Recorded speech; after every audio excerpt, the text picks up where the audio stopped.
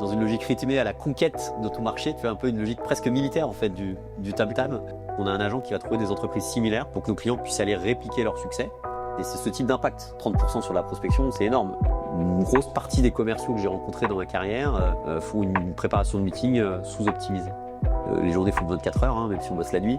On peut poser n'importe quelle question. La question, c'est comment on la pose. Bonjour Edouard. Bonjour Nebras. Comment ça va ? Bah bien et toi ? Bah ça va très bien. J'ai cru comprendre que tu avais hésité entre le vélo et les transports avant d'arriver. C'est un peu speed aujourd'hui. Un peu speed. Fin du mois de juillet, il y a quand même pas mal de business, donc on va pas s'en plaindre, mais... Pas le meilleur quarter de l'année, mais on est là. Exactement. Bah écoute, on va commencer simplement. Est-ce que tu peux nous dire qui tu es, ton rôle aujourd'hui chez TamTam, ton équipe, le contexte de TamTam ? Yes, carrément. Déjà, merci pour l'invitation. Avec plaisir. Donc moi, je suis CEO et cofondateur de TamTam aujourd'hui. TamTam AI, TamTam.ai. Voilà. On est deux associés. Je me suis associé avec François Misselin, côté CTO. Et donc, je suis en charge plutôt de la partie business de la boîte. Et ce qu'on fait chez TamTam, c'est très simple. En fait, on construit des agents IA pour les commerciaux au sens large, du BDR à l'account exécutive, l'account manager, pour les aider sur l'ensemble du cycle de vente et venir les outiller pour qu'ils passent jusqu'à 2 fois plus de temps en clientèle, qu'ils soient mieux préparés, qu'ils aient les meilleurs insights et le meilleur ciblage aussi des comptes avant d'arriver en clientèle. Et du coup, qu'ils soient plus successful et qu'ils prennent plus de commissions. Parce que c'est quand même ça l'objectif in fine, le tout dans un contexte qui est évidemment un peu compliqué aujourd'hui. Bah, je pense qu'effectivement, le premier driver des commerciaux, c'est quand même les commissions. Je pense que personne pourra dire le contraire. Bah écoute, très clair pour en tout cas ce premier pitch de TamTam. On viendra évidemment creuser un peu plus au cours de l'échange. On va parler un petit peu plus aussi de toi, ton parcours, télécom, HEC, MyTraffic. À quel moment l'idée de te lancer t'a vraiment traversé l'esprit ? Écoute, moi, j'ai bossé pendant une dizaine d'années dans le sales B2B et notamment sur des postes en mid-market et en enterprise, ETI, grand compte pour les francophones.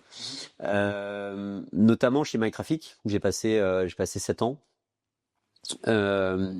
Quand je suis arrivé, on était 6. Quand je suis parti, on était 150. Ça a été une super success story. Tu peux nous pitcher rapidement MyTraffic ? Ouais, bien sûr. MyTraffic, c'est un logiciel SaaS pour la vraie valeur d'un emplacement commercial pour le retail. Je veux ouvrir un magasin, je veux l'ouvrir au bon endroit, je veux suivre les performances d'un réseau de boutiques. Et puis, côté immobilier, je veux investir ou manager un centre commercial, un retail park, un actif en centre-ville, ou bien je suis un secteur public et je veux analyser les politiques publiques. Donc voilà, la donnée de trafic, sorte de SimilarWeb, mais pour le retail physique. Un peu aider et outiller le retail physique au même type que le e-commerce a beaucoup de data liée au trafic. Voilà. Ok, très clair. Donc, super boîte, super intéressant. J'ai été... Head of Data et Professional Services là-bas. On a acheté des données de Geoloc, ça fait exploser la boîte. Et c'est là où j'ai pris le goût du sales. Moi, j'avais un passé un peu plus côté consulting. Au final, les consultants, à la fin, ça devient vite des vendeurs. Chez Roland Berger. Ouais, chez Roland Berger, exactement. Ouais. Et c'est là où j'ai commencé à vendre des missions on top de notre SaaS. Et quand on a développé le deuxième SaaS avec ces fameuses données de Geoloc, c'est là où je suis passé complètement vendeur de SaaS, en gros. Okay. Sur des paniers entre 20 et 200 k d'ARR. Donc, tu vois, on était 15-20 dans la boîte, on faisait déjà des gros paniers. Donc pour toutes les personnes qui sont dans des petites boîtes qui m'entendent, c'est pas parce qu'on est dans une petite boîte qu'on peut pas faire des beaux paniers. Sur des boîtes comme LVMH, Galeries Lafayette, American Express, Cushman & Wakefield, voilà, pour citer quelques-uns des clients et de mes clients de l'époque. Et après, j'ai lancé l'équipe au UK. Move assez classique d'une boîte successful sur le marché français qui se développe à l'international après la série A, qui a ouvert du coup des entités dans chacun des pays. Donc moi j'ai pris mon petit baluchon, je suis allé au UK, qui est un marché très difficile, très compétitif.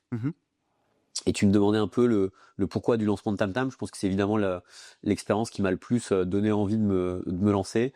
Donc arriver dans un marché très compétitif où en fait c'était beaucoup plus dur de prendre du rendez-vous notamment. Et où du coup j'ai dû complètement changer le sales playbook de mon équipe pour aller vers plus de qualité et contrebalancer le manque de volume.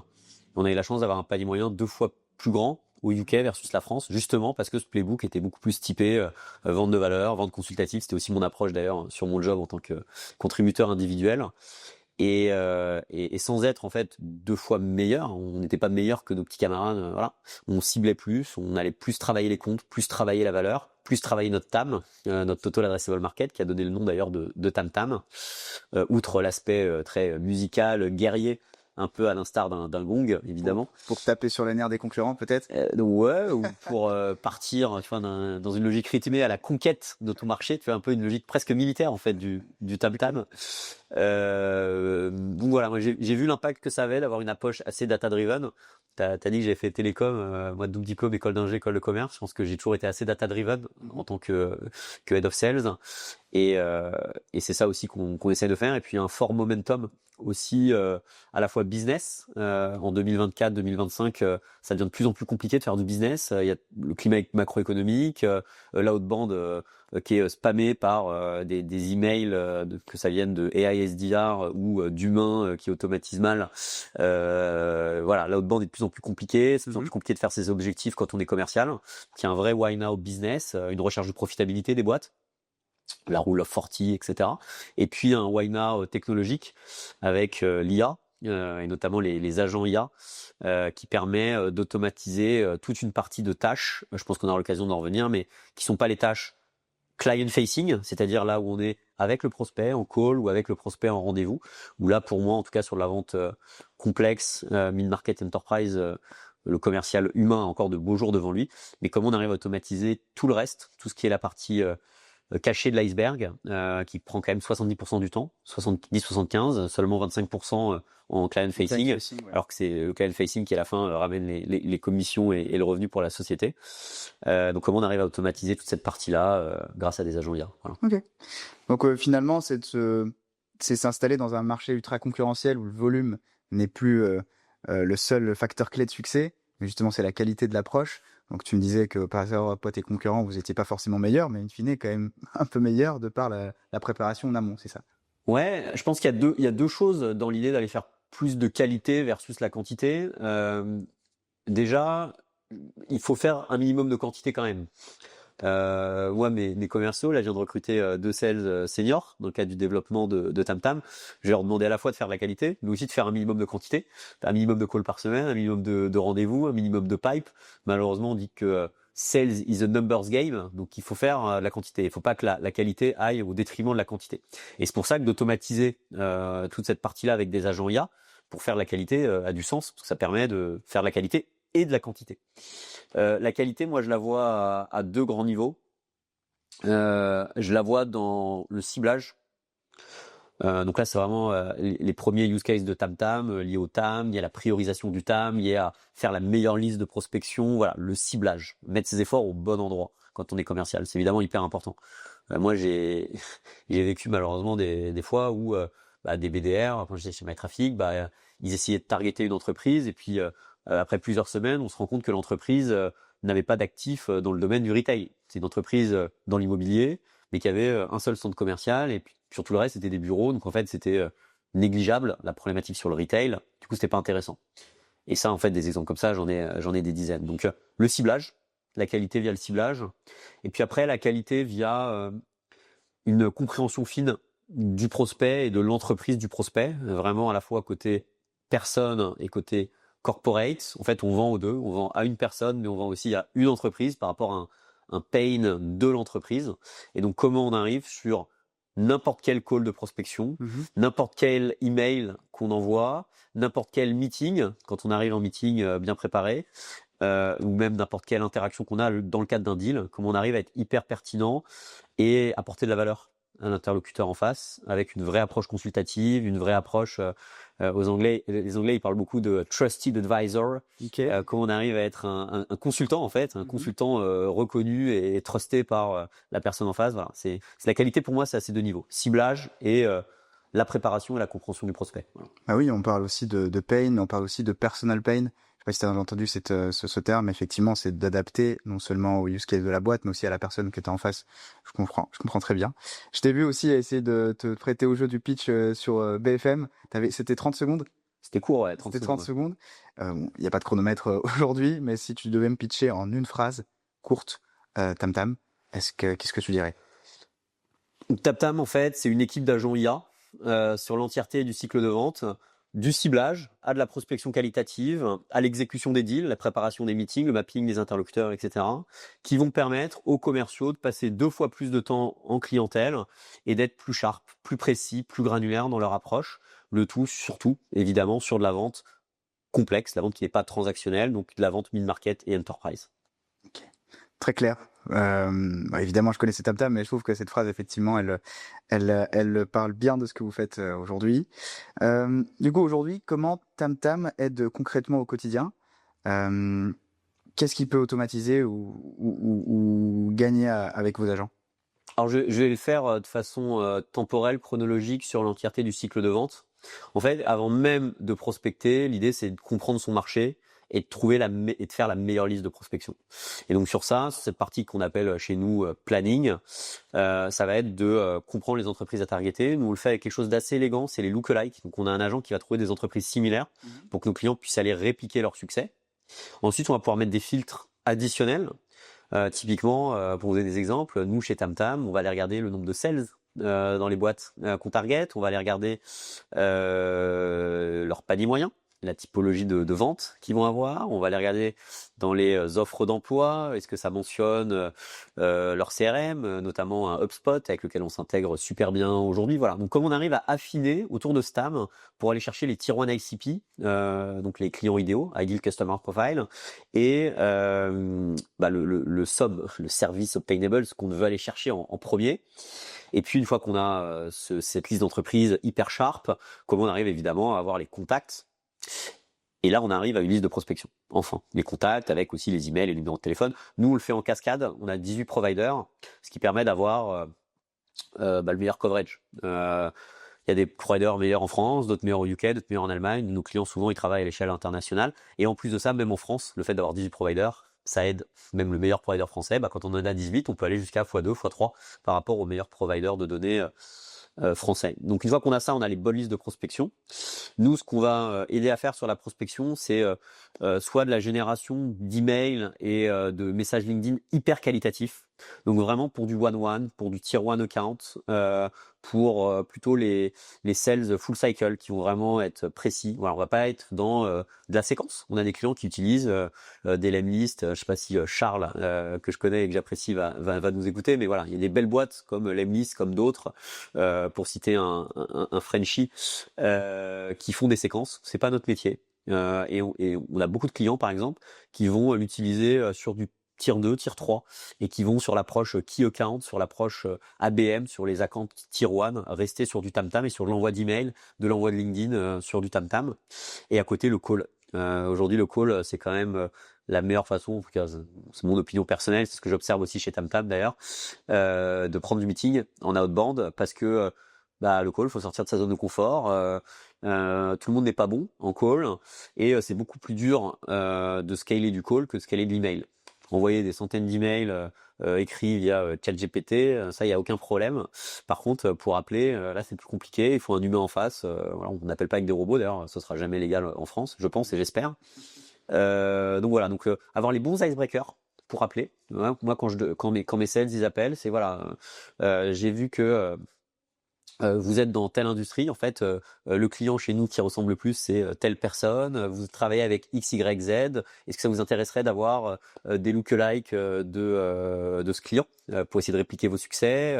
J'ai vu que vous travaillez dans le domaine de la logistique. En fait, est-ce que ça vous intéresserait de savoir à l'échelle sur des milliers de comptes quelles sont la taille des entrepôts? Voilà. Donc on a cette approche, tu vois, très qualitative dans notre outreach téléphonique.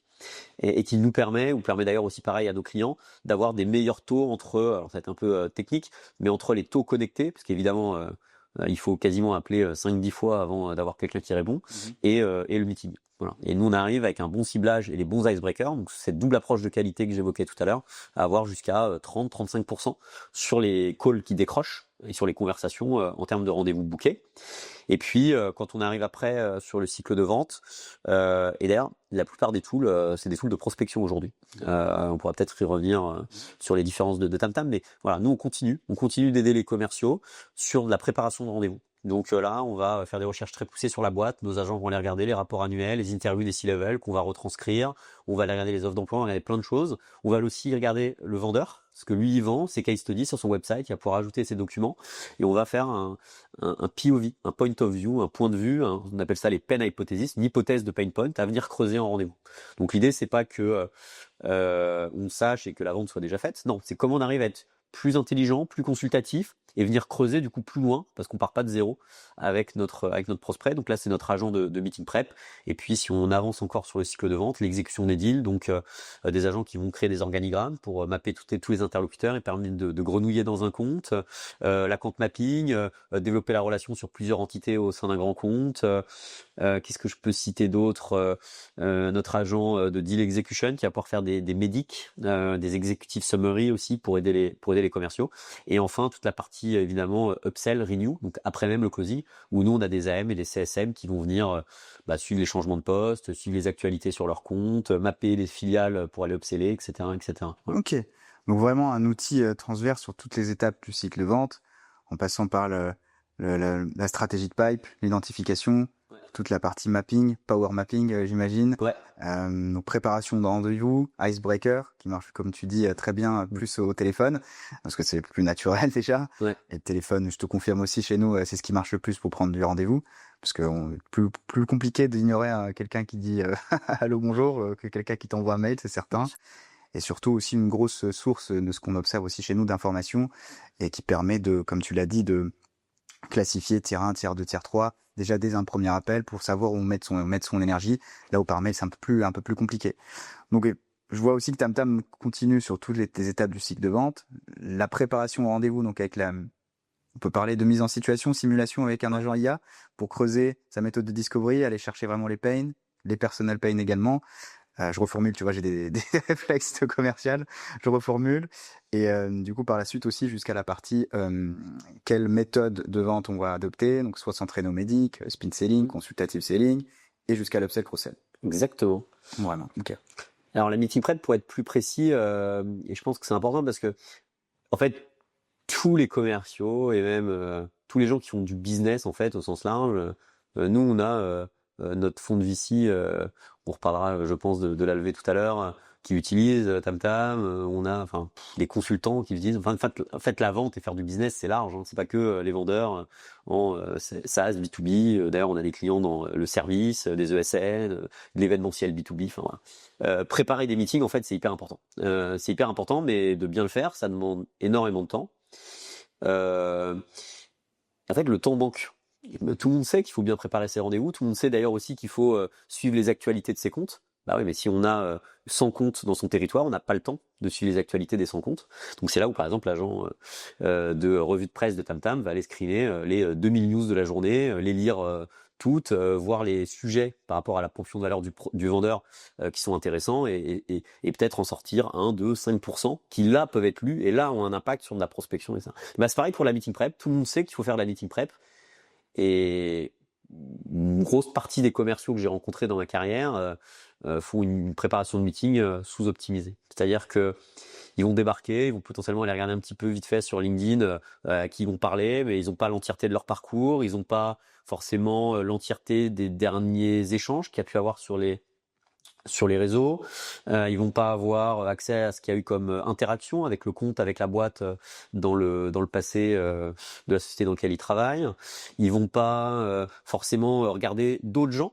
Quand ils arrivent, ils vont parler à Monsieur A. Alors ils vont regarder le poste de Monsieur A, mais ils vont pas aller regarder qui est potentiellement son boss, qui est l'interlocuteur dans un autre département. Voilà, typiquement ce à quoi utilisent et utilisent leur charte, l'organigramme. De la même façon, ils vont pas aller regarder forcément le rapport annuel, ils vont pas aller regarder les dernières actualités. Voilà, et donc ils vont avoir très peu d'informations sur la personne à qui ils parlent et très peu d'informations sur l'entreprise à qui ils vont parler. Et du coup, on part de zéro. On a un petit call de 30 minutes, on a 30 minutes pour faire bonne impression. Et quand on a un TAM pour nos clients, 1000, 1500, 2000 boîtes key accounts en France ou la même chose par pays à l'échelle européenne, mais en fait, si on fait une mauvaise impression au DAF de Carrefour, si on vend un produit fintech, en fait, juste c'est fini quoi. Le DAF de Carrefour, il sera encore là dans 10 ans, donc bon courage pour rentrer chez Carrefour. Donc tout ce qu'on pense, c'est que en effet, ce temps et cette logique de préparation de meeting est importante, mais les gens n'ont pas le temps aujourd'hui par rapport à leur job, la taille de leur portefeuille, tout ce qu'on leur demande, voilà. Et donc on vient automatiser avec tous nos agents 7 meeting prep. Donc en fait, la meeting prep, c'est un agent meeting prep, mais qui fait travailler plusieurs agents, notamment sur l'organigramme, notamment sur le point of view, comment on peut apporter de la valeur à la boîte, notamment sur aller récupérer des informations, notamment sur les réseaux sociaux, sur à quelle personne on va parler, et qui va venir agréger tout ça pour que le sales ait l'ensemble des informations. Et ça sur, pour la plupart des commerciaux, 3-4 meetings par jour, tous les jours de la semaine, quoi. Donc en fait, on imagine bien à la fois le temps que ça prendrait et la valeur que ça a d'avoir des bonnes préparations de meeting. Bah effectivement, il y a pas mal de sales qui vont mettre ça de côté, peut-être pas uniquement par manque de temps, mais aussi peut-être par manque de visibilité sur le ROI. Est-ce que toi, tu as une stat peut-être à nous donner, à nous dire effectivement par rapport à quelqu'un qui est préparé et pas préparé, une différence en termes de taux de transfo peut-être? Ouais, bah nous ce qu'on observe chez nos clients en termes de taux de transfo, c'est, on reviendra peut-être sur les clients, mais cross-industrie, grosso modo, aujourd'hui on a plus de 30 clients, les taux de conversion moyens sur R1, faut aussi qu'on parle tous de la même chose, pas sur Report, sur Rendez-vous 1, on est à peu près à 10% aujourd'hui. Aujourd'hui, on voit un uplift sur nos clients de 50 à 60%. Donc en gros, là on avait 10% de conversion, on a 16. Et je pense que les gens sont assez peu sensibilisés sur la logique de la conversion, en tout cas pas assez. C'est quand on crée du pipe, on voit tout de suite le résultat. On demande à un sales, on fouette un sales pour lui dire il faut faire plus de calls, plus de rendez-vous. Voilà, on voit le résultat. Il y a du rendez-vous, il y a du call, très bien. Mais en fait, si c'est remplir une baignoire et une baignoire qui est percée, en fait, ça sert à rien. Et quand on fait le calcul, en fait, c'est très très dur de faire plus 20%, plus 30%, plus 40%, plus 50% sur de la prospection. Là où en fait, sur de la conversion, en fait, on a des clients qui ont fait x2 en conversion, en fait.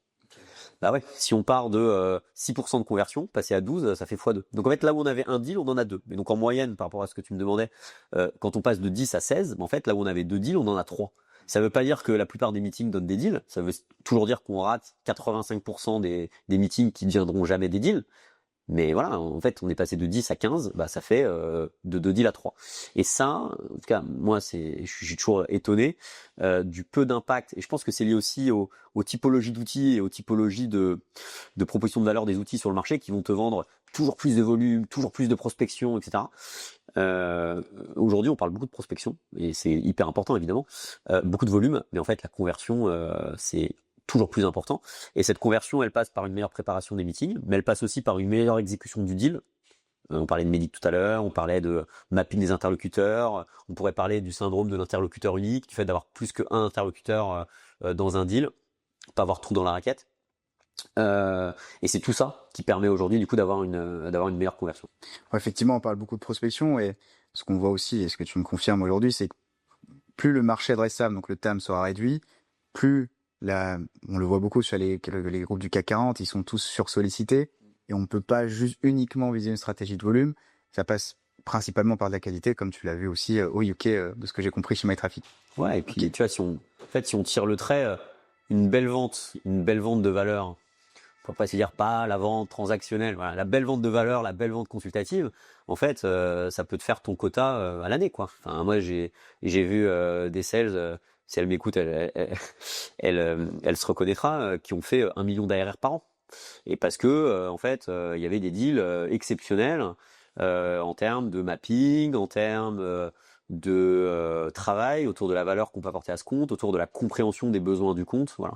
Et donc c'est hyper important. En fait, cette logique de conversion et de vente de valeur, pour moi, c'est vraiment le must. Et elle a fait 1 million grâce à TamTam ou grâce à la prep? Non, c'était une commerciale chez MyTraffic. Okay. Donc, Okay. impossible, vu que j'étais. Ça n'existait pas encore. Exactement. En plus. Non, mais elle avait cette approche, Okay. cette approche de ciblage, elle avait cette approche de mapping de compte, elle avait cette approche de vente de valeur.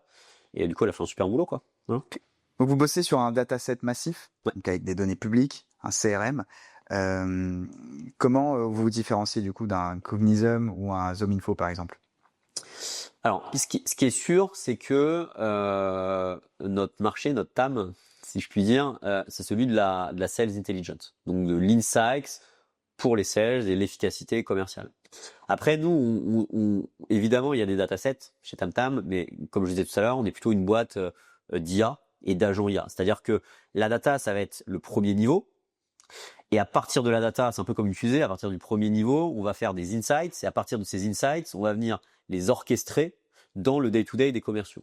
Et ça, c'est une première distinction par rapport à des acteurs comme ZoomInfo ou Cognism, qui sont des super databases B2B, des listes d'entreprise, des listes de contacts, des numéros, des emails, mais qui vont avoir moins cette approche, du coup, agentique, agent IA, et au-delà du dataset, les insights, c'est la routine des sales.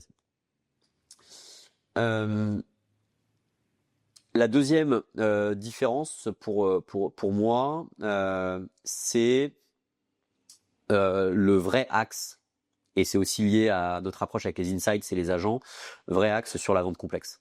Vente complexe, si vraiment je devais le dire très très rapidement, c'est dès que vous commencez à vendre à plus de 6 ou 10 cas, il faut s'intéresser au pain de la personne en face. Vous allez pas, la vente transactionnelle, c'est très bien, on fait du volume, on push la même offre, voilà, on fait du volume, voilà, au-delà de 6-10 cas, il faut s'intéresser à la personne en face, vous allez avoir du multi-interlocuteur, c'est une autre approche de vente. Et moi, ce que j'observe, c'est que ce qu'on pouvait voir dans l'enterprise, la nécessité de travailler un médic, un champion, etc., c'est en train de descendre sur le mid-market petit à petit. Et même aujourd'hui, pour aller chercher un deal à 10-15K, en fait, c'est dur. Et comme c'est dur, il faut faire un médic, il faut bien travailler le pain, etc., etc. Donc c'est pour ça que moi, le mid-market, je le range complètement côté grand compte.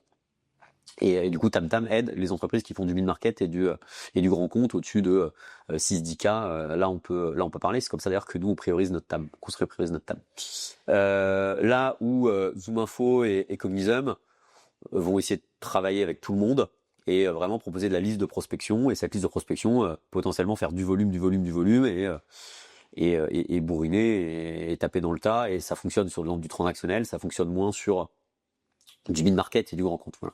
Donc, si je résume, une approche IA versus une approche database, une approche très typée prospection chez ZoomInfo et Cognism versus une approche sur l'ensemble du cycle de vente, comme je le disais chez TamTam, et une approche vraiment très typée mid-market grand compte chez TamTam, ABM aussi, on aurait pu dire account-based marketing, là où c'est vraiment pas de spécialisation, ou moins de spécialisation en tout cas côté ZoomInfo et Cognism, qui sont des super boîtes, hein. Moi, quand je parle aux fonds d'investissement, c'est plutôt des exemples pour montrer la profondeur de marché. Un ZoomInfo, ils font 1,5 milliard de chiffres. Voilà. Ils font des paniers à 30, 50, 70, 100 k, plusieurs millions pour leurs plus gros clients. Voilà, donc c'est aussi évidemment des sources d'inspiration. Ça a été créé il y a 15-20 ans à des moments où il n'y avait pas l'IA. Donc c'est comme ça aussi que l'IA rebat les cartes. Mais en tout cas, tu as très bien identifié, c'est les gros acteurs, on va dire, historiques du secteur qu'on essaye de dépoussiérer avec nos agents IA. Ok, très clair. Est-ce que tu aurais peut-être deux use cases de stats chez tes clients qui montrent un petit peu l'impact aujourd'hui que peut avoir TamTam chez eux? On peut peut-être donner une stat sur la partie prospection et une stat sur la partie conversion. Sur la partie prospection, en fait, là je pensais à une boîte qui s'appelle Spacefill, donc qui travaille dans le domaine de la logistique, en fait, qui nous a dit que sur certains pays sur lesquels ils avaient commencé de zéro avec TamTam, donc que ce soit l'identification des cibles, la priorisation, puis après l'emailing, etc. Ils vont 5 fois plus vite que sur leurs anciens process. Parce que une fois que le système est rodé, on trouve les lookalikes de nos boîtes françaises au Benelux, on va prioriser des milliers de boîtes du Benelux pour trouver les 200 meilleurs, on va savoir exactement quoi leur dire, les bons icebreakers. Donc en fait, tout le process, tout ça c'est streamliné par nos agents, et du coup on peut avoir une vitesse d'internationalisation qui va jusqu'à 5 fois plus rapide. Un autre chiffre, voilà, là j'étais avec un autre client qui avait fait plus 30% sur la partie prospection. Je pense qu'on peut aller chercher encore un peu mieux. Mais voilà, c'est ce type d'impact. 30% sur la prospection, c'est énorme. Là où on avait 5 meetings par semaine, on en a 6,5 quoi. Donc c'est pas négligeable quoi. C'est pas négligeable du tout. Et après sur la conversion, c'est le chiffre de tout à l'heure, passer de 10 à 15%. Tu vois, typiquement, si je pense à une boîte, pour donner des exemples comme Frida, qui est au stade de founder led sales, là c'est de dire en fait, c'est le CEO qui fait les ventes. Le CEO, il a pas non plus, il a plein d'autres casquettes et de s'assurer que la conversion est maximale, c'est évidemment le point clé. Et pour la trajectoire de leur boîte, l'equity story, leur prochaine levée de fonds. Et c'est comment on arrive du coup à ce que le CEO il perde pas son temps, il soit que sur des boîtes ultra ciblées. Donc par exemple eux, ils bossent dans un domaine un peu connexe à celui de MyTraffic parce qu'ils viennent en amont. C'est avant même, non pardon, en aval. MyTraffic permet de choisir le bon emplacement et eux ils permettent de travailler sur les plans avant l'ouverture de la boutique. Et eux voilà, tout ce qui est autour des plans d'expansion, des projets d'ouverture de magasins, des ouvertures réelles de magasins, voilà, tout ça c'est des signaux que nos agents vont chercher pour eux et qui permettent de mieux cibler et qui permettent aussi aux CEO d'arriver mieux préparer au rendez-vous avec la meeting prep et de mieux mapper les comptes et du coup de mieux closer. Et donc typiquement voilà, on devait être sur le même ordre de grandeur que l'ordre de grandeur moyenne, je citais tout à l'heure, passage de 10 à 15% de conversion sur rendez-vous. Voilà. Très clair. Donc effectivement, on le sait, mieux on comprend son prospect, plus on a des chances de pouvoir l'aider. Mais j'ai l'impression aussi que la phase amont rencontre, c'est aussi un moyen de montrer à son prospect qu'on le connaît. Donc certes, on a besoin de le comprendre, mais aussi on a besoin de le montrer pour avoir la légitimité de pousser le rendez-vous. Donc c'est 2 points. Exactement. C'est la compréhension du prospect dès la phase de prospection pour qu'ils se sentent écoutés, être pertinents. Voilà. Il y a beaucoup de gens qui parlent, beaucoup d'outils d'ailleurs, type séquencing d'envoi d'email massif qui parlent de personnalisation aujourd'hui.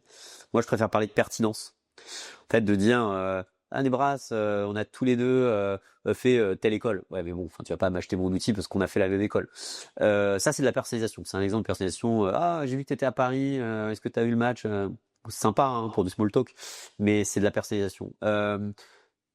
Mettre le petit booléen avec ton petit prénom dans ton email, voilà, c'est de la personne, voilà, c'est bien, c'est des petits tricks de prospection, c'est utile, voilà, mais c'est ce qu'il fallait faire il y a quelques années. Aujourd'hui, c'est pas suffisant, et aujourd'hui, il faut être pertinent. Et pour être pertinent, il faut faire de la recherche poussée sur les comptes. Il faut comprendre leur pain, il faut écouter les interviews des C-level. Donc là, nos agents, ils vont prendre la vidéo et la retranscrire. Il faut aller lire le rapport annuel, etc. Mais ça, sur des centaines et des milliers de comptes, c'est impossible. Enfin, c'est un job à temps plein. Et c'est là où nos agents vont aider à être pertinents en prospection et de la même façon sur de la préparation de rendez-vous. Très clair. J'ai vu que vous aviez levé 3 millions en mai 2025. Ouais. Félicitations. Merci, ouais, c'est cool. Ouais, oui, c'est un joli montant. Est-ce que tu peux m'en dire un petit peu plus justement sur comment vous avez fait le choix de vos investisseurs et pourquoi peut-être avoir levé aussi vite au bout d'un an? Est-ce que c'est considéré comme rapide un peu? Ouais, bon, non. Écoute, on est hyper content parce que c'est un premier tour de financement et que c'est gros comme premier tour de financement. Donc ça montre la confiance des investisseurs à la fois dans l'équipe, le marché, le produit et la tech qu'on a développé. Donc on est hyper content. Pour moi, la première question déjà, c'est lever ou pas lever. Il n'y a pas de parcours idéal. Il y a des boîtes qui se développent super bien en bootstrap. D'ailleurs, souvent qui le font savoir sur LinkedIn. Le choix de lever, c'est le choix d'être sur un gros marché au bon moment et de vouloir aller décrocher la lune et aller construire un catégorie leader. Voilà.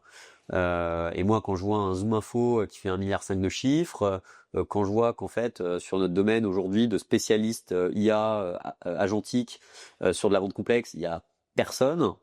Et aux US, il y a des boîtes qui se sont montées en même temps que nous. J'ai eu accès à leurs produits. On n'a pas à rougir, loin de là.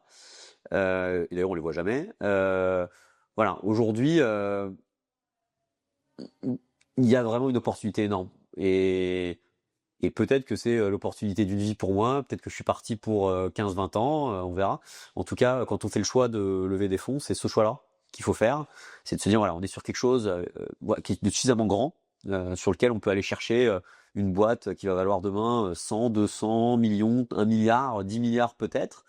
Un Zoom Info, ça vaut cet ordre de grandeur-là. Et c'est le choix qu'on a fait. Nous, on pense qu'il y a un super momentum, à la fois technique et business, comme je disais tout à l'heure, qu'on a une super équipe, qu'on a une super techno, et donc on a envie d'aller à fond sur cette vague de l'IA, si on prend une métaphore de surf, et voilà. Donc c'est pour ça qu'on a décidé de lever. Après, la question de lever, la question c'est avec qui. Et nous, on a levé avec un super fonds. On est hyper contents. C'est un nouveau fonds qui s'appelle Varsity. Ça se fait souvent. C'est des anciens investisseurs qui recréent un nouveau fonds. Et eux, leur premier fonds, j'espère pas dire de bêtises parce que ça se fait toujours par tranche, mais de plus de 150 millions. Donc c'est quand même un fonds, un gros fonds. C'est un ancien de Serena, Kamel, et Didier Vallet qui était l'ancien CFO de la Société Générale. Et lui qui a 15 ans d'investissement en fintech. Il a fait toutes les plus belles fintech. Les Alma, etc. Il a investi dedans. Donc ils sont réunis avec également Flo, s'il m'écoute, côté opérationnel, donc plutôt sur l'interne du fonds, pour monter Varsity. Et franchement, c'était un super fonds, il y avait un super fit. Ils ont tout de suite compris ce qu'on faisait, l'ambition. Ils ont tout de suite été hyper helpful. Jennifer, qui allait les rejoindre et qu'on a rencontré du coup même en amont de son arrivée, c'est une ancienne de chez Salesforce qui travaillait sur la business value. Donc comment on apporte de la valeur à nos prospects et nos clients chez Salesforce. Donc totalement notre sujet. Là encore, elle est hyper helpful semaine après semaine. Donc voilà, c'est aussi le choix d'un partenaire. Le fonds du seed, en fait, on va le garder pendant 10 ans, a priori. Donc on est hyper content de ce partenaire-là. Et puis en plus de ça, évidemment, il y a d'autres gens dans le tour. Donc Varsity et Kamel notamment lead le tour. Et puis après, on a une enveloppe. Et cette enveloppe, on a fait le choix d'avoir... on a eu la chance, on a eu beaucoup de demandes. Donc on a pu prendre qu'un seul fonds follow, comme on les appelle. Donc on a choisi Kima, avec Jean de la Roche-Brochard et Alexis Robert, qui sont deux super mecs. Et parce que, enfin voilà, eux, ils ont un track record, notamment sur des boîtes qui sont allées aux US, qui ont cartonné aux US. Jean, il est super cash, voilà, super bon fit avec Kima. Ils ont un portfolio énorme de boîtes à qui on peut vendre aussi, voilà, de façon un peu intéressée. Et puis également une vingtaine de business angels. Donc on a dû malheureusement dire non à certains, on a dû réduire les tickets de certains, je m'en excuse encore. Mais voilà, on a des entrepreneurs comme Romain Nicoli qui a fait Criteo et Pigment,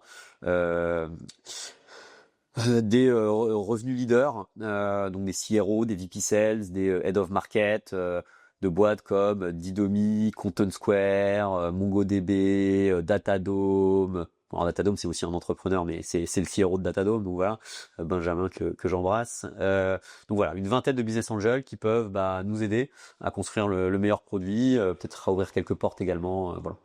Ok, donc pas mal d'acteurs qui viennent rejoindre l'aventure TamTam.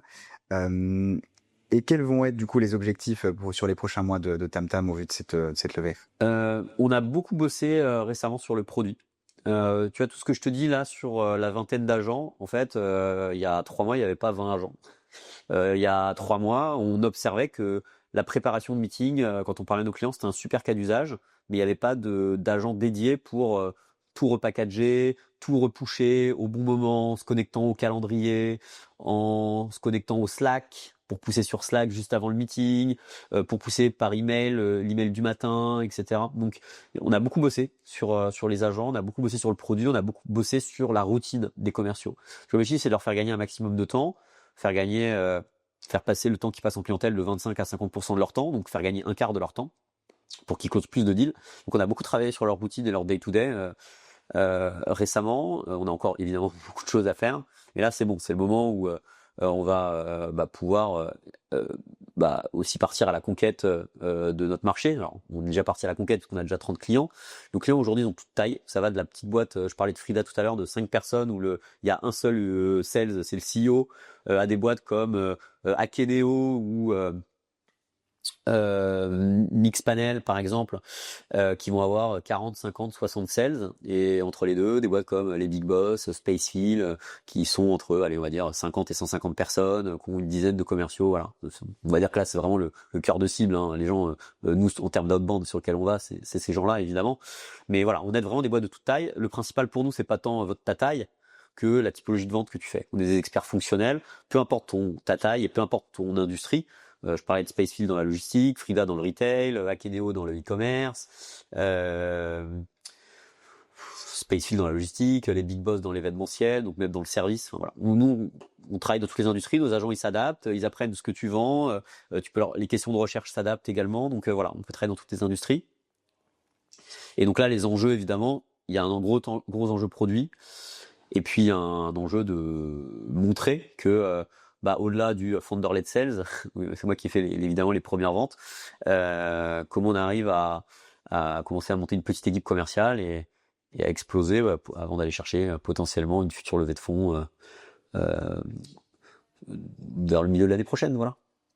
Très bien. D'ailleurs, j'ai la question vient un peu tard, mais comment sont composés les effectifs de TamTam aujourd'hui? Ouais, aujourd'hui on est une douzaine et si je résume, on va avoir un gros tiers côté tech et produits, puisqu'on va avoir plutôt 5-6 personnes.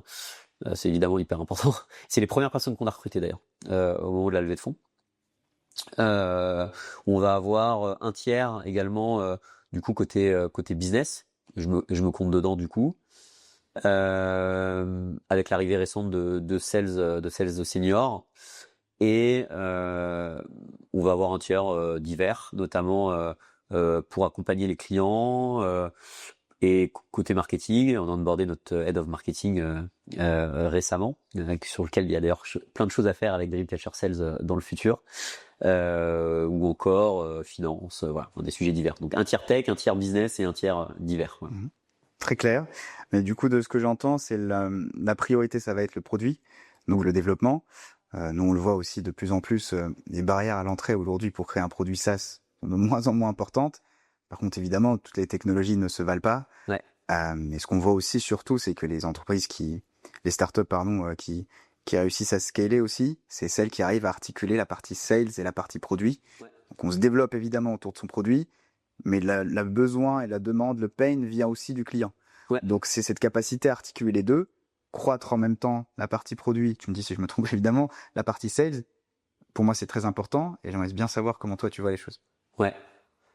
Alors déjà, tu évoques la question du moat et de la barrière à l'entrée. Oui et non. En fait, ça n'a jamais été aussi facile de faire un POC.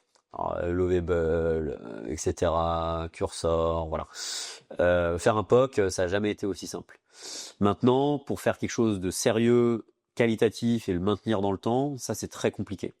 Et en fait, nous on voit beaucoup de nos clients qui, il y a un an, disaient l'IA c'est pourri, se sont mis à utiliser ChatGPT, disent en fait ChatGPT ça hallucine, la donnée elle est potentiellement un peu datée, comment je scale ChatGPT pour m'assurer que tous mes sales l'utilisent tout le temps de la bonne façon, etc. Mais en fait c'est pas si utile et du coup à la fin je finis par utiliser TamTam qui est spécialisé sur ces sujets-là. ChatGPT a pas accès à toutes les données auxquelles TamTam a accès, etc., etc. Et donc du coup ça peut paraître comme une barrière à l'entrée qui diminue, mais en fait, oui et non. En tout cas, si on fait un POC, c'est plus simple, mais pour faire un vrai produit, un vrai beau produit, un vrai produit utilisé, c'est pas le cas. Et nous, ce qu'on dit toujours, c'est donner les bonnes datas, bien organisées, bien travaillées aux agents. Première étape. Avoir des agents vraiment spécialisés. Un agent spécialisé pour faire un point of view, une peine hypothesis pour un prospect, c'est compliqué. Enfin, nous, on a itéré, on a donné à manger ce que c'était qu'un bon point de vue, un mauvais point de vue, de plein de boîtes différentes, sur plein de typologies d'entreprises vendeurs, d'entreprises acheteuses. Moi, j'ai regardé, en regardant avec mon expérience de chez MyTraffic. Au début, les point of view, j'étais pas satisfait. Je trouvais que moi, j'aurais fait un meilleur point of view moi-même. Et à la fin, ce qui est incroyable, c'est que je suis obligé de me dire, ok, là, je pense que j'aurais pas fait un aussi bon point of view, malgré le fait que j'ai bossé dans la boîte pendant 7 ans. Pourquoi ? Parce que quand on bosse dans une boîte pendant 7 ans, on a des biais, et on veut toujours répliquer les mêmes cas d'usage encore et encore qui ont fonctionné, et surtout, on n'a pas la connaissance complète du compte. En fait, on n'a pas lu le rapport annuel dans son entièreté, on n'a pas l'interview du C-level de A à Z, voilà. Donc en fait, oui, l'IA, sur certains aspects aujourd'hui, et le point de vue notamment, peut faire mieux qu'un sales, même qu'un sales expérimenté et qui était en succès, en tout cas pour ma part. Donc ça, c'est assez fou, quoi. Et ça te montre bien, en fait, le côté très itératif pour faire des agents spécialisés sur de la vente complexe et spécialisés sur une tâche de la vente complexe et qui vont du coup interagir entre eux. Donc des agents très spécialistes. Moi, ce que j'aime bien dire aussi, c'est Oui, tu peux demander à ChatGPT de faire un plan de compte, mais est-ce que tu irais demander à ta grand-mère de faire un plan de compte? Bah voilà, c'est un peu pareil. ChatGPT, c'est un généraliste, il est expert en rien, il peut donner son avis sur tout, il trouvera toujours un truc à dire. Par contre, est-ce que ce sera pertinent ou le plus pertinent? C'est pas le cas. Et après, le troisième point, c'est ce que je disais, c'est l'orchestration dans la routine, dans le day-to-day, connecté aux bons outils, connecté au bon workflow, avec la data qui va bien dans le CRM, etc., etc. Et c'est ça en fait, c'est là où tu as les modes. Les modes, c'est l'usage. Les modes, c'est d'être intégré dans les outils de tes clients. Les modes, c'est que le système apprend. Parce que évidemment, nos agents, ils apprennent aussi. On a plein de notions de feedback. Donc l'utilisateur peut faire des feedbacks positifs, négatifs, heureusement beaucoup plus positifs que négatifs. Mais tout ça, ça permet à apprendre aussi à nos agents IA. Et c'est tout ça en fait les modes pour le coup. Et tiens, peut-être dernier point. Au bout d'un moment, quand tu es une boîte sérieuse aussi, il faut investir. Et nous, notre boulot, c'est de dire à nos clients, voilà le ROI. Tu payes des sales mid-market enterprise, peut-être chargés 100, 150, 200, 300, 400 cas par an. Ils passent 40% de leur temps à faire des choses qui sont automatisables par des IA. Est-ce que ça a vraiment du sens? Est-ce que la qualité, est-ce que sur tes profils les plus jeunes, est-ce qu'ils le font bien? Est-ce que ça peut pas accélérer le ramp-up de ces nouvelles recrues, si on parle un peu de recrutement?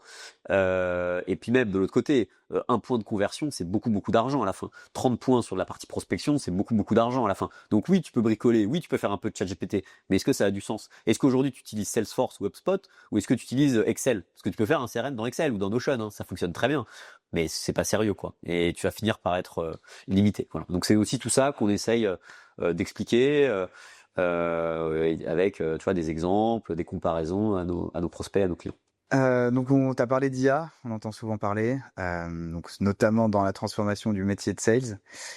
Qu'est-ce que t'en penses toi? Est-ce que ça va disparaître? Est-ce qu'on va disparaître? Est-ce que ça va nous aider? Quel est ton point de vue?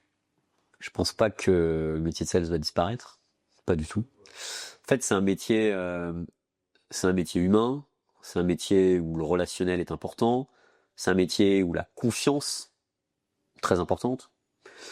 Je me rappelle le fondateur de MyTraffic qui disait on t'achète pour ta boîte, on t'achète pour ton produit, mais on t'achète aussi pour toi. Voilà. Euh, donc tout ça, en fait, une IA, non. Voilà. Et surtout sur de la vente complexe. Oui, pour acheter Calendly, est-ce que j'ai vraiment besoin d'appeler un sales? D'ailleurs, j'ai acheté Calendly, j'ai pas besoin d'un sales. Mais sur de la vente complexe, là pour le coup, j'ai besoin de voir un sales, j'ai besoin d'échanger sur mes cas d'usage, mes pain points. Est-ce que ce produit-là répond mieux qu'un autre produit? Voilà.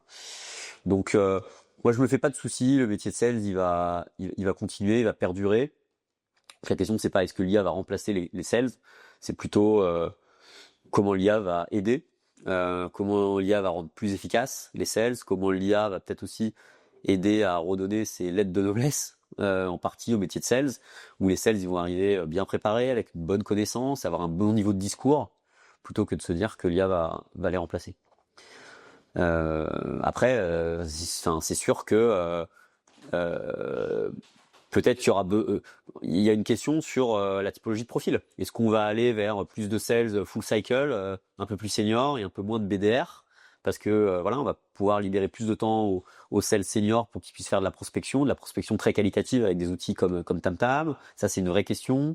Se pose aussi la question de faire autant avec moins de sales. Voilà, aujourd'hui on a 6 sales, mais est-ce qu'on ferait pas autant avec 4 sales? Si jamais il y en a un qui s'en va, est-ce qu'on le remplace ou est-ce qu'au final, avec de l'IA, on est capable d'augmenter la productivité? Voilà, il y a des questions même presque de société. Je pense que c'est pas l'objectif du podcast, mais voilà, l'idée c'est comment l'IA rend plus efficace et pas comment l'IA remplace. Et malheureusement, l'IA, on est obligé de faire avec. Et si on ne prend pas la vague de l'IA, en étant contre l'IA philosophiquement, bah en fait, on risque de se faire dépasser par des concurrents qui sont plus efficaces dans leurs process commerciaux. Donc, malheureusement, on est un peu aussi obligé de faire avec, quoi. Ouais, effectivement, comme toutes les industries, on n'a pas envie de rater le wagon. Je vois très bien.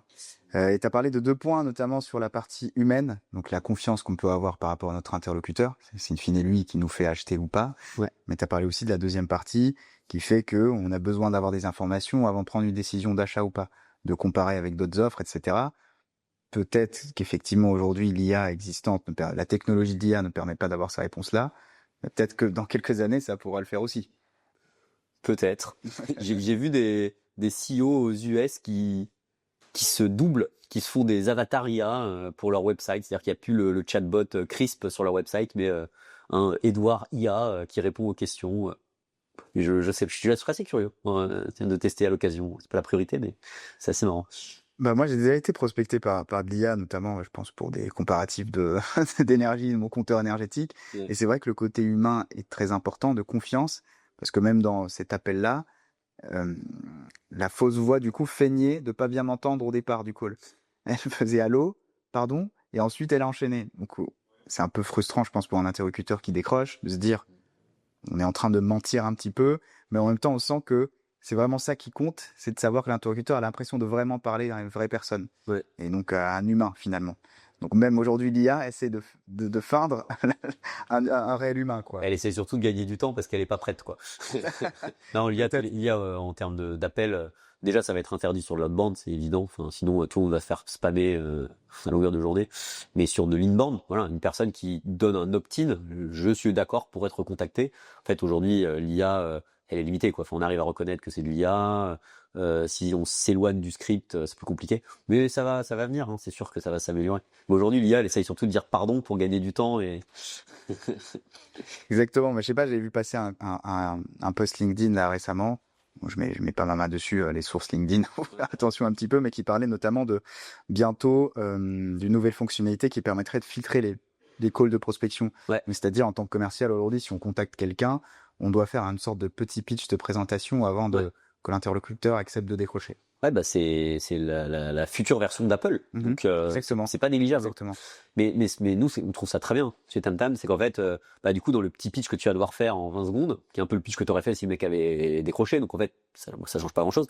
Mais en fait, il va falloir être sharp, avoir le bon icebreaker, la bonne raison d'appeler. Voilà, je t'appelle parce qu'on bosse avec ton concurrent direct, je t'appelle que like. Je t'appelle parce que j'ai fait ma petite question avec notre agent de recherche que XYZ, t'as tant d'espace de stockage, voilà, nous on est là de les gérer, etc., etc. Voilà, donc ça va forcer à éviter les discours bateaux comme malheureusement certains commerciaux peuvent encore le faire. Bien sûr, bah d'ailleurs, ça me fait penser parce que on fait beaucoup de prospection nous aussi, nos clients aussi, tu l'as dit, la prospection outbound est de plus que jamais dans le cœur des sujets. Euh, Est-ce que toi, t'es plus team faire un gros pitch au début, par peur des fois de perdre son interlocuteur, ou plutôt des pitchs courts et poser des questions directement? Pour moi, un bon call de prospection, faut déjà valider d'avoir la bonne personne. Parce que je parle bien à Nebras de Dreamcatcher Sales, voilà. Et après, tout de suite apporter de la valeur, tout de suite expliquer la raison de son appel. Et voilà. En fait, je t'appelle spécifiquement parce que X, Y, Z, j'ai fait ma recherche, etc., etc. Euh, et le lier évidemment à sa proposition de valeur. Mais en fait, enfin personne n'a envie de m'entendre parler en call à un moment impromptu de Tam Tam ou peu importe la boîte pendant 30 secondes quoi. Donc le pitch global de la solution pour moi, il vient vraiment dans un second temps. La première chose c'est qu'est-ce que j'ai compris de toi et je le relie à ma proposition de valeur. Et après essayer de poser des questions, des accroches. Voilà, ça peut être. Nous, on a essayé plein de choses. D'ailleurs, on se rechallenge toujours. Par exemple, des questions sur le coverage que l'interlocuteur a en termes de pipeline, sur un intérêt potentiel à trouver 137 lookalike de LVMH, si jamais j'ai cité qu'il avait comme client LVMH avant, sur comment aujourd'hui il arrive à bien mapper ses comptes et booster son net retention rate et maximiser son upsell. Voilà, et poser une question et là s'intéresser à lui et générer une conversation. Donc pour moi, il y a valider la personne, euh, montrer qu'on a fait sa recherche, qu'on n'appelle pas par hasard et le lier à la proposition de valeur, poser une question sharp, évidemment en relation avec le persona. Si j'appelle un Head of Account Management, je vais beaucoup plus parler de Net Retention Rate et d'upsell par rapport à un CMO où je vais forcément mettre le mot-clé ABM parce que c'est évidemment la méthodologie qui marche en ce moment. Donc adapter la question à l'interlocuteur. Puis une fois qu'on est rentré dans une discussion, on a presque fait le plus dur.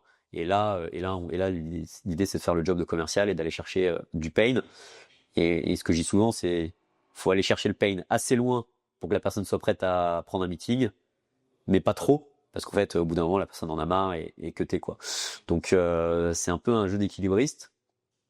Cette partie du job, qu'on soit BDR ou account exécutif full cycle, mais c'est ça qui fait le challenge, on va dire. Je te confirme, c'est BDR et AE, parce qu'aujourd'hui les AE font de plus en plus de prospection. On ne peut plus compter, enfin on compte de moins en moins sur les BDR pour faire de la prospection, parce que les prospects sont sursollicités, Ouais. et les BDR généralement c'est des profils aussi juniors. Donc en termes de qualité, on en parle beaucoup aujourd'hui dans l'approche. Un AE senior est un peu plus à même à faire de la qualité qu'un BDR au début qui se forme. Bien sûr. Donc et surtout, on fait monter en compétence aussi les BDR en montrant l'exemple chez les AE de plus en plus. Quelqu'un veut créer une startup dans le SaaS, veut créer sa propre sales machine. Qu'est-ce que tu lui conseillerais? Déjà d'essayer de mettre des bonnes bases. Que ce soit en termes d'outils, de process, etc. C'est toujours plus facile de partir de quelque chose de clean et d'itérer que de complètement retourner la table. Voilà.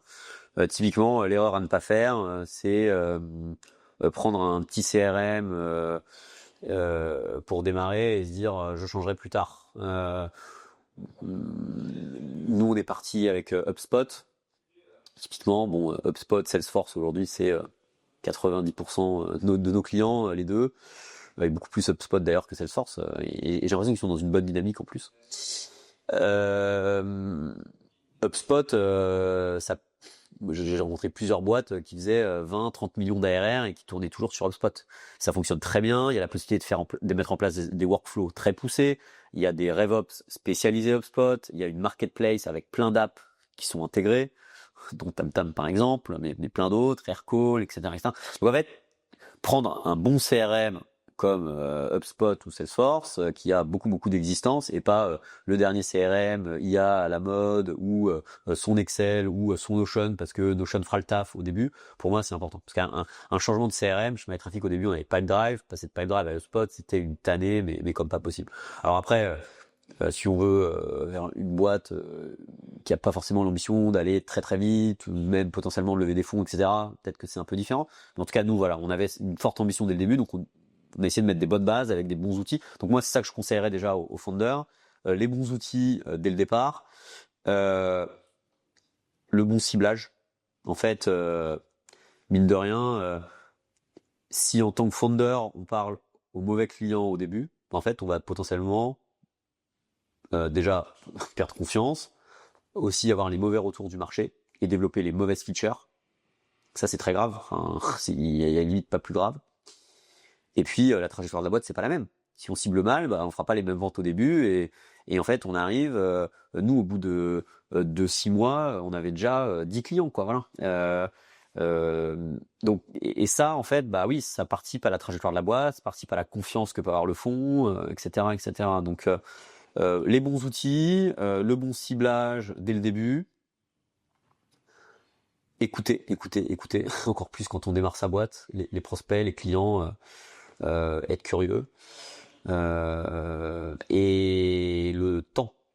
Je parlais de Frida tout à l'heure. En fait, le temps, c'est la ressource la plus rare quand on est founder. Alors, on peut beaucoup bosser, on peut bosser le week-end, mais au bout d'un moment, même les journées font 24 heures, hein, même si on bosse la nuit. Donc voilà, le temps. Voilà, essayer de bien optimiser. Calendly, par exemple, je parlais de Calendly tout à l'heure. Moi, je le balance 15 fois par jour, en interne, en externe. Non, peut-être pas en interne quand même. Je leur dis d'aller regarder directement. Mais voilà, Calendly, moi, c'est mon outil favori sur la prise de rendez-vous et organiser un rendez-vous. Je n'organise plus un rendez-vous, je m'embête quasiment plus jamais à mettre mes slots, à regarder mon agenda, quoi. Et pareil sur TamTam, sur d'autres use cases, pareil sur HubSpot qui optimise aussi des choses avec des workflows, etc., etc. C'est ça mes conseils.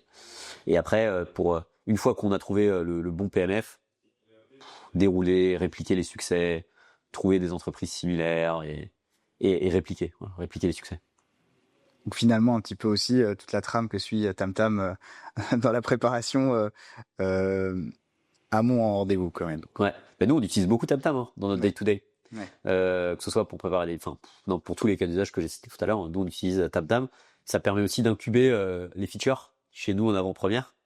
Je parlais du Médic. Voilà, pendant plusieurs semaines, on a itéré autour de créer les bons médics. C'est quoi un bon médic, quel feedback on peut faire à un sales sur son médic, etc., etc. En interne chez nous dans TamTam avec notre propre techno avant de le release à l'entièreté des clients. On a commencé l'échange sur le fait que nos agendas sont serrés, qu'on était speed. On va finir sur des questions speed aussi, Ouais, donc façon Fast and Curious. Si ça te va, évidemment. bien sûr. Euh, L'outil sales que tu ne pourrais pas lâcher. HubSpot. Ok. Alors, j'allais pas répondre tam tam quand même. Non, mais HubSpot pour toute la partie data, pour être un CEO ou un head of sales data driven, et puis pour toute la partie workflow aussi, et automatiser les workflows internes dans HubSpot. Pas de partenariat avec Spot, pas de sponsor. Non, mais pourquoi pas à l'avenir. Ok. Non, non, j'ai pas d'action chez HubSpot, si c'est la question. Un bouquin qui a changé ta façon de voir la vie, peut-être voir le business. Et moi, j'ai un bouquin qui m'a vraiment beaucoup marqué, c'est Thinking Fast and Slow, Système 1, Système 2 en français, le titre français, qui se lit bien en anglais hein, d'ailleurs, de Daniel Kahneman, qui est euh, qui est un chercheur notamment en psychologie comportementale, et qui parle du coup de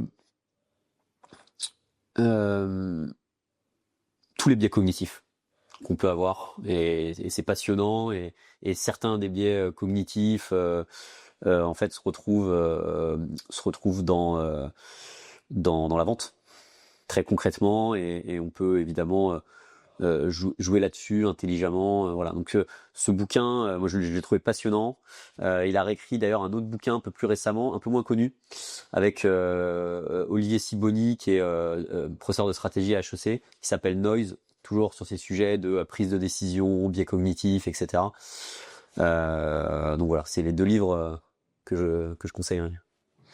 J'irai le lire de ce pas après. Je connais pas, mais je regarderai avec attention.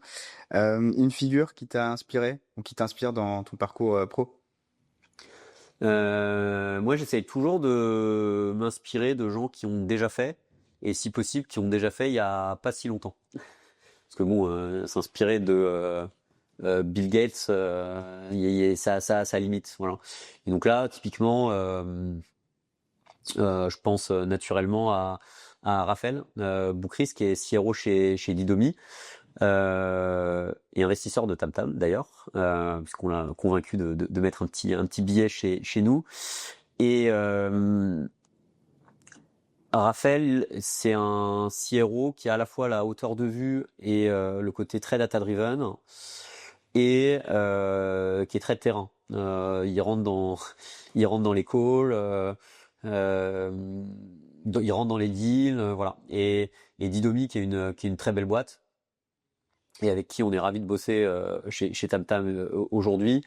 Euh, Bah en fait du coup elle cartonne et je pense en partie évidemment grâce à leurs produits mais en partie grâce à lui et grâce à ce grand écart qu'il arrive à faire entre le côté macro et le côté très micro et très hands-on d'être dans les tranchées avec ses équipes de prendre les retours et les feedbacks du terrain et je trouve très inspirant surtout dans une boîte comme la Cyan de plus de 100 personnes qui vient d'être acheté par un acteur du private equity, c'est public maintenant, qui a racheté des sociétés, voilà. Donc, je trouve que c'est bien de s'inspirer de gens comme ça qui ont réussi et qui seront peut-être, je l'espère, je croise les doigts, un tam-tam, non pas dans 20 ans, comme si je m'inspirais d'un Bill Gates, mais voilà, peut-être dans 4, 5, 6, 7 ans, voilà. Très bien. Euh, Comme tu le sais, on est recruteur chez Dreamcatcher Sales. On recrute des commerciaux. On sait qu'un commercial dans un secteur par rapport à un autre, on va pas demander les mêmes qualités. Ouais. Si on s'adresse à une cible ou à une autre, on va pas demander également les mêmes qualités. Du coup, pour toi, quelles sont plutôt la qualité principale pour un sales grand compte? Ouais. Alors, grand compte et même mid-market ou upper mid-market. En fait, dès qu'on est sur des paliers au-dessus de 6-10K, pour moi, la plus grande qualité, un très gros compliment qui m'avait beaucoup touché, fait par le CEO de MyTraffic, c'est la curiosité. Il m'a dit, t'es la personne la plus curieuse que je connaisse. Et en fait, en y réfléchissant, déjà, c'est un super compliment. Et de deux, bah en fait, je pense que c'est une des raisons pour lesquelles j'arrivais bien à vendre, c'est d'être curieux. Toujours creuser le pain, toujours creuser bah, à qui je parle, c'est quoi ses motivations, etc. Vraiment la curiosité réelle, pour moi, c'est une super qualité. en tant que vendeur en vente complexe, mid-market et grand compte.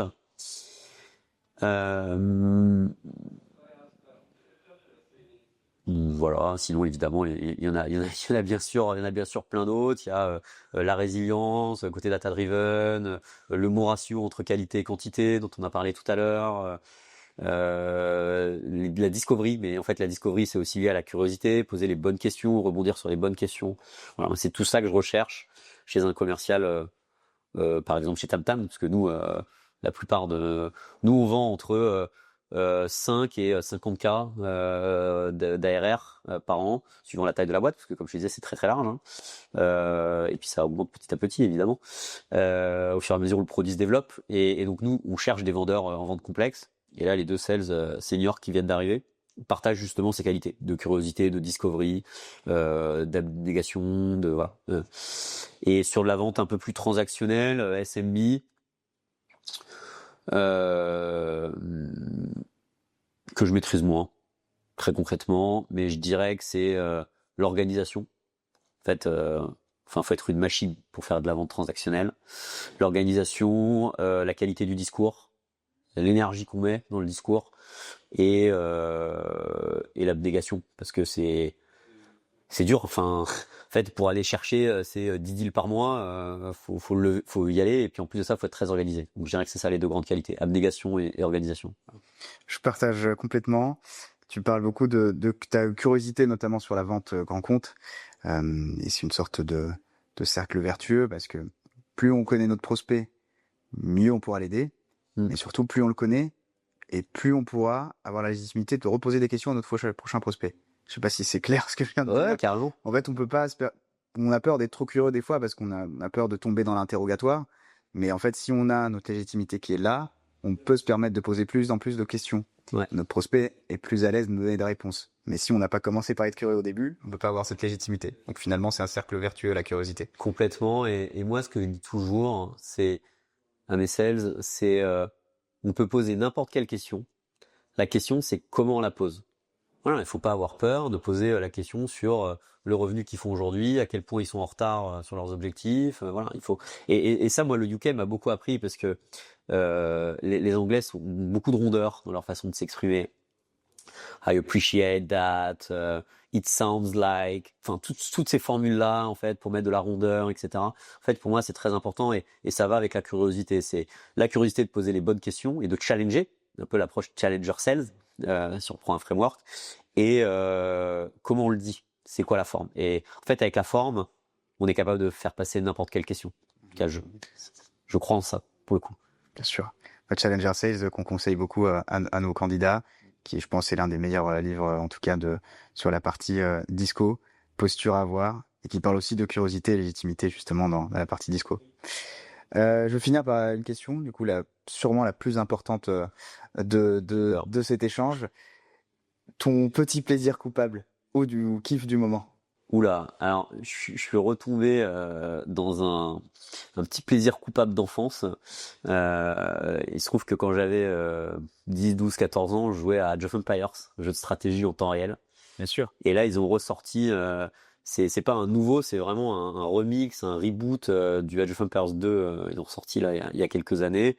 En vrai, c'est un vrai plaisir, hein, de temps en temps, le week-end, de se faire une petite partie, et à la fois sur le côté stratégique très macro, et puis très micro également. C'est vraiment un super jeu, donc c'est ça mon plaisir coupable du moment quand je bosse pas sur TamTam. C'est ce que j'allais te poser. Je t'ai dit à un CEO de TamTam, le CEO de TamTam, est-ce qu'il peut aussi faire plusieurs parties des Age of Empires d'affilée comme à l'époque? Écoute, c'est rapide, ils ont créé un mode où tu arrives direct dans l'action avec 30 villageois, voilà. Non, franchement, c'est très chouette, et en 20-30 minutes, tu peux te faire une petite partie, et c'est très sympa. Écoute, merci beaucoup Edouard. J'ai été très content de discuter avec toi, d'en apprendre un peu plus à ton sujet, au sujet de TamTam. Écoute, j'espère qu'on pourra rediscuter de notre futur partenariat avec Dreamcatcher Sales. Avec plaisir. Merci Nebras.